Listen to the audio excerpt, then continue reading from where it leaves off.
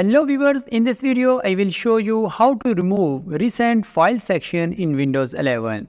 This file we are using recently. How to remove? Let's start.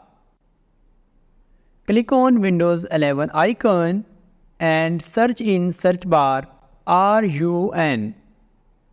Click on Run Utilities Software. Now write in Run command right here recent and press OK button. Now these files we are using recently. Select all and press delete option. These files are deleted now. Minimize this window.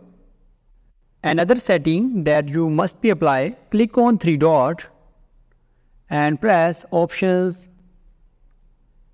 Now uncheck in privacy section and press clear button.